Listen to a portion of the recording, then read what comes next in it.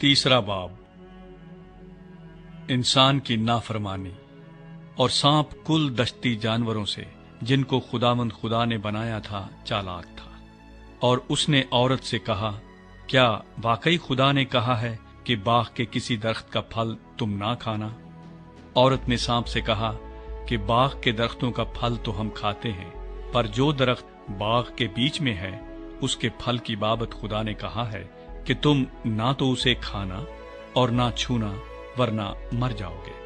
तब सांप ने औरत से कहा कि तुम हरगिज न मरोगे, बल्कि खुदा जानता है कि जिस दिन तुम उसे खाओगे तुम्हारी आंखें खुल जाएंगी और तुम खुदा की मानिंद नेको बद के जानने वाले बन जाओगे।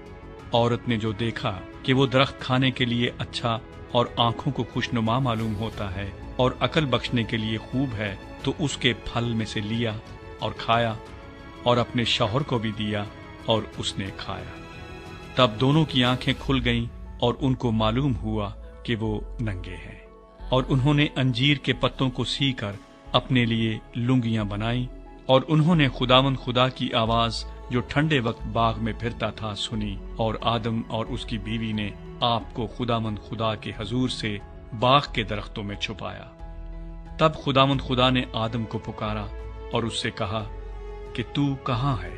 उसने कहा, मैंने बाग में तेरी आवाज सुनी और मैं डरा, क्योंकि मैं नंगा था और मैंने अपने आप को छुपाया। उसने कहा, तुझे किसने बताया कि तू नंगा है? क्या तूने उस दरख्त का फल खाया जिसकी बाबत मैंने तुझको हुक्म दिया था कि उसे ना खाना? आदम ने कहा कि जिस औरत को तूने मेरे साथ किया है उसने मुझे उस दरख्त का फल दिया और मैंने खाया। तब खुदावंद खुदा ने औरत से कहा कि तूने ये क्या किया?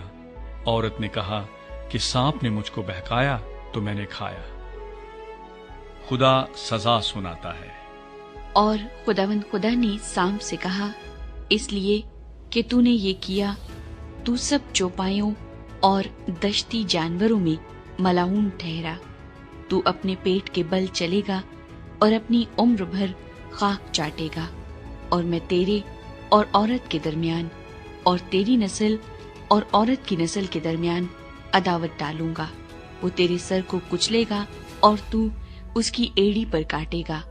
फिर उसने औरत से कहा कि मैं तेरे दर्द हमल को बहुत बढ़ाऊंगा। तू दर्द के साथ बच्चे जनेगी और तेरी रग़बत अपने शौहर की तरफ होगी और वो तुझ पर हुकूमत करेगा। और आदम से उसने कहा, चूंकि तूने अपनी बीवी की बात मानी और उस दरख्त का फल खाया जिसकी बाबत मैंने तुझे हुक्म दिया था कि उसे ना खाना, इसलिए जमीन तेरे सबब से लानती हुई। मुशक्कत के साथ तू अपनी उम्र भर उसकी पैदावार खाएगा और वो तेरे लिए कांटे और ऊंट कटारे उगाएगी और तू खेत की सब्जी खाएगा। तू अपने मुंह के पसीने की रोटी खाएगा जब तक कि जमीन में तू फिर लौट न जाए, इसलिए कि तू उससे निकाला गया है, क्योंकि तू खाक है और खाक में फिर लौट जाएगा। और आदम ने अपनी बीवी का नाम हव्वा रखा, इसलिए कि वो सब जिंदों की माँ है। और खुदावंद खुदा ने आदम और उसकी बीवी के वास्ते चमड़े के कुर्ते बनाकर उनको पहनाए। आदम और हव्वा को बागे अदन से निकाला जाता है।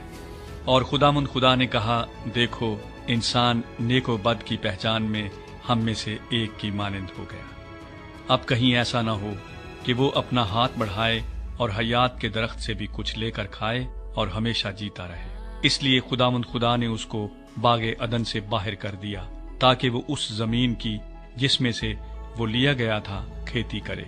चुनांचे उसने आदम को निकाल दिया और बागे अदन के मशरिक की तरफ करोबियों को और चौगिर्द घूमने वाली शोलाजन तलवार को रखा कि वो जिंदगी के दरख्त की राह की हिफाजत करे।